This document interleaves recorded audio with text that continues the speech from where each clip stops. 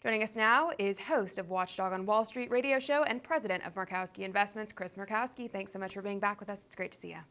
Pleasure, Allison. Thank you. Of course. So in April, the consumer price index rose 0.9% and producer price index rose 0.2%.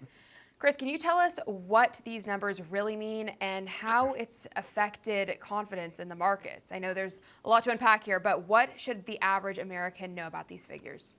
Well, again, the Fed's looking at these numbers and they're saying, okay, inflation is starting to come down, which it is. Housing prices are coming down to certain areas where we're seeing some relief, but it's still very, very hot. As we all see, we go to the grocery store, you pay bills, you see how expensive everything is. It's the reality of the situation. I really don't think there's some people under the belief that the Fed is going to have to pivot. They're going to have to change. I don't think so. And the reality with inflation is they can only do so much. The Federal Reserve doesn't have a magic wand. You know, we see stories on a daily basis where the government is adding more and more regulations to make the price of the things that we buy go up.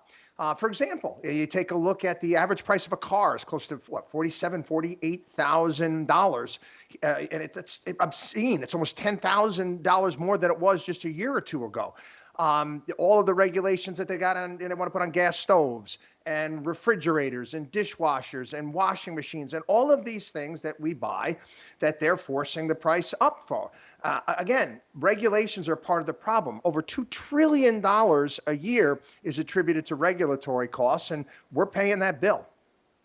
Yeah, and as you mentioned, there are many headlines saying that the inflation rate eased to 4.9% in April, and it's true. It is down from the high, but it's still not a great environment. The Fed's maintain inflation is still transitory. So what do you make of that assessment?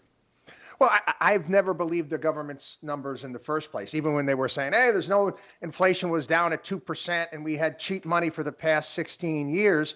I mean, we all know better. I mean, my inflation index, the true inflation index, is the stuff that you have to utilize on a regular basis.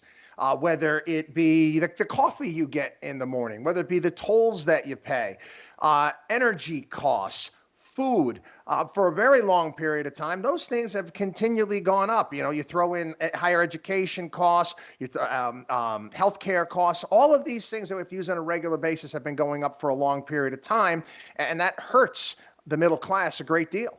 Yeah, absolutely. And then in regard to the debt ceiling, as we inch closer to the June 1st deadline, why is this being pushed to the last minute? And would you say this is adding uncertainty and creating panic in financial markets? Well, the reason why is we pick really poor people to represent us in Washington, D.C. I mean, we got children there, for crying out loud, that they can't work this out. We've all known, okay, the positions from the left and the right on this with the Biden administration and McCarthy for a long time. And now they're waiting to the last minute, like it's some sort of, showdown at high noon at the OK Corral. I mean, come on already. It's nonsensical at this point in time. Our fiscal situation is not good here in this country.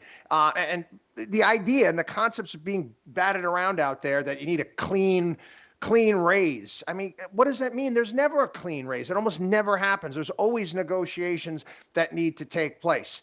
We're over $30 trillion in debt. Our interest costs on our debt, because rates are higher, are going up. That's going to affect not only us, it's going to affect our kids and our grandkids.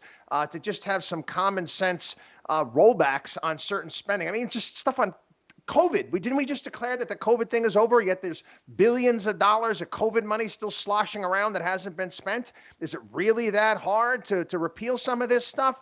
No, it's silly. It's politics. For all our viewers asking where One America News is heading in the future, we would like to introduce you to OAN Live. OAN Live is the best way to stay up to date on all of the hard-hitting, straight-shooting, national and international headlines. And the best part is, OAN Live is only $4.99 per month. All the credible, honest, unbiased reporting One America News offers at a fraction of the cost of cable. Just go to OANN.com to easily sign up for OAN Live and stay informed.